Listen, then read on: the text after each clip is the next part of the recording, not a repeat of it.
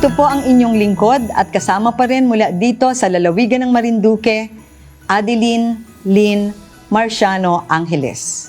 Ako po, 10 ng aking mga kapamilya ay buong pusong bumabati sa inyong lahat ng isang maligayang Pasko at manigong bagong taon.